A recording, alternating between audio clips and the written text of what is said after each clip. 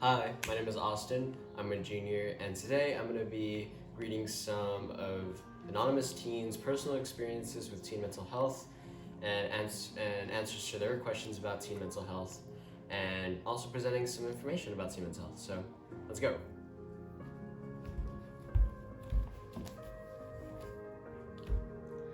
Hi, my name is Starly, and I'm currently a junior in high school, and today I will be reading people's stories and answers to the questions provided about teen mental health.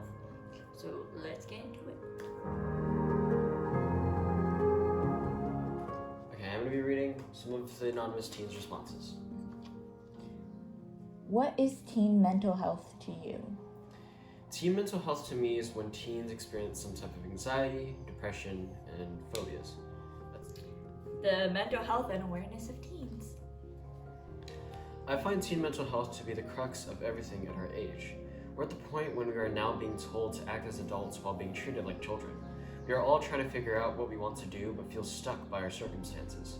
I think mental health as a teen is about how you manage to get through your days while navigating the challenges of starting your life and the physical aspect of these years.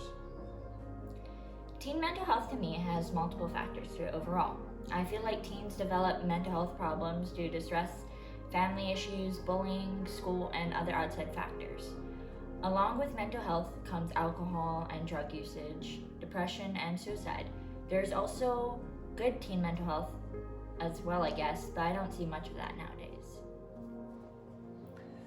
Teen mental health is something not to be ignored. Teens are very impressionable but also very fragile. We're all going through a lot and it affects us. It is what drives me in my life. If I am not in a good mental state, I cannot do anything for anyone, let alone myself. Therefore, taking care of my mental health as well as trying my best to see how others are doing is a very big deal to me. It is also what allows me to figure out how I should be holding myself to what I deserve and above what I don't. What would you want your parents or others to know about teen mental health? I would want my parents to know that every teenager goes through teen mental health. I myself went through this and continue to go through this. Parents should ask their child how they feel every day and let their child talk freely. I want parents and others to know that although grades, our careers, and our futures are very important, we will not be able to have a very bright future regardless of how successful we are if we are not mentally okay. Our teenage years are the most crucial part of the development of our mental and psychological health and requires extreme care. Although it's sometimes true that we have our times, not everything is just a phase, and that is important to remember. That it's something to take more serious, especially during this pandemic. Being at home makes some teen situations more toxic. Please don't ignore it or us. School is hard, life is hard, everything is really hard. Can you just give us a little break? I'd want all parents to know the causes of teen mental health and what they can do in order to comfort or provide for their teens to avoid these risks. There are a lot that teens go through that they are unable to tell their parents. So as a parent, they need to understand that and find ways to help. What is your connection to mental health, or what is your story dealing with teen mental health? I have friends and family who are going through mental health issues, and I try to be there for them in the best possible way I can. My cousin and my boyfriend is feeling very depressed, and they both wanted to commit suicide. Me being the most caring person, I didn't let anything happen to them. If someone is feeling suicidal or they want to hurt themselves, be there for them and support them in any way they need. I'm stressed all the time because of school, mainly due to the overload and how strenuous each assignment is. I felt depressed multiple times due to relationships with friends or family, and I hide those feelings in all the time, which is hard. I get anxiety and have mental breakdowns due to all the stress and life in general. I just shut down and don't want to talk to anyone, but I feel like that's normal for most teens. It's hard to see the people closest to you not take you seriously. I have mild to severe depression, show signs of DID not yet diagnosed, as well as other mental problems regarding anxiety. I self-harm as well as attempted suicide in the past and still struggle with horrible thoughts today, along with the worsening of problems due to recent events. I have to constantly remind myself that if I don't hold my first priority to be my mental health, I will not be able to get out of whatever bad situation I am in. But in the fog, deciding between that and other responsibilities is a very dark and horrifying reality that I feel parents, teachers, and others should truly be considerate of in actions rather than just words. I don't have any diagnosed mental health issues, but I'm like 94% sure I have anxiety and possibly depression. My parents don't really seem to notice anything because I'm pretty good at hiding it. I have really strict parents, and my mom especially is very keen on my appearance and my grades. And in some way, that takes a toll on my mental health. My parents also give no hex about my mental health and always call me dramatic and a crybaby. And that's what taught me not to share anything with any of my family members because I'm just a joke to them. Thank you. Okay. About 3 in 4 children with depression also have anxiety, and almost half of them have behavior problems. For children with anxiety, more than 1 in 3 also have behavioral problems and depression. For children with behavior problems, more than 1 in 3 also have anxiety, and about 1 in 5 also have depression. And US children aged 2 through 8 have been diagnosed with mental, behavioral, or development disorders. Every 100 minutes, a teen takes their own life. In about 20% of all teens experience depression before they reach adulthood. Suicide is the 3rd leading cause of death in young people from ages 15 to 24. Between 10 to 15% suffer from multiple symptoms at one time. Mental disorders in childhood can negatively affect healthy development by interfering with children's ability to achieve social, emotional, cognitive, and academic milestones and to function in daily life. Only 30% of depressed teens are being treated for it. Between 20 to 50% of teens suffering from depression also have a family member with depression or some other mental disorder. Teens with untreated mental or substance abuse problems, approximately 2/3 of teens with major depression, also battle other mood disorders. Now, with all these statistics aside, teen mental health is a very serious topic, and it's something that does need to be discussed. For anyone experiencing anything that was mentioned in this video today, you should talk about getting treatment, and here are some signs for depression that you can look out for.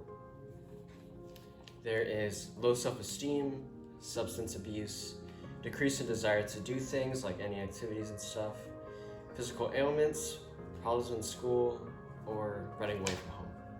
In this video, we went over a lot of information and statistics relating to teen mental health and the different types of mental illnesses, as well as the numbers behind it.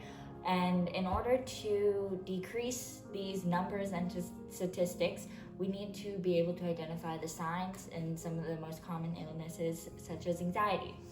Some of the symptoms of anxiety include sweating, nausea, trembling, feeling weak. Symptoms of panic also comes with it, and the symptoms of panic include feelings of terror, hopelessness, hot flashes or chills, being lost, losing control of your own body. And it's really important to identify these signs so that if you see somebody having these signs, you can be able to help them.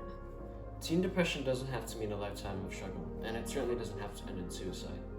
See, this road is a very scary road, but there's always options and stuff open for any teen or anyone to get the treatment that they deserve. It doesn't involve doctors, it doesn't involve any medications, but it can just be as simple as, talking to your child. There are many different treatment options for you or your child or others that you know that don't involve the crazy doctors or the medication. And as I said before, it could just be easy as just you doing research and talking to your child. But some of the most common ways to help your child would be outpatient, intensive outpatient, partial hospitalization, and residential treatment. Outpatient is an outpatient teen mental health treatment. Parents take teens to an office visit once or twice a week. This one's just a checkup on them. Intensive outpatient is the go for a short week to this office and they just talk to people, psychiatrists, if they need that type of intensive help. Partial hospitalization is when they stay a full day, 5 days a week, just for a week, to get that full help that they need. Residential treatment is when they need 24/7 support and they need to stay in the hospital with the doctors because it's just something that neither you nor they can handle themselves. And although this may be scary, it's easy to start with just talking to your child and identifying these symptoms before they get any worse to where you do have to go to residential treatment. In the description, you can find links to many different websites and a few phone numbers that can help you get in contact or help you find available treatments to just help you. And if there's anyone, you or anyone you know, that is struggling with their mental health, then you can show them these sources. They're really good sources. Yeah. In this video, we've gone over a number of things: statistics, treatments, personal stories, but overall, the main point of this video was to help others know that teen mental health is not something you should take lightly. Regular health for adults, children, teens should not be taken lightly, and that one of the easiest ways to stop mental health from getting worse is just talking with your child. And once again, no, your child may not even know what is going on within themselves. And so hopefully that this video gives you that new perspective and that new light to check up on your child and identify the signs that may go along with your child. If you read the title of this video, The Shattering Mind of a Teen, it's because especially in this day and age with quarantine and COVID and online school, it's stressful and could put a lot more pressure on a teen, especially for teens who already had high expectations of themselves. So hopefully what you get out of this video is to just talk to your child and hang out with them, ask if they're okay, if they need help with anything.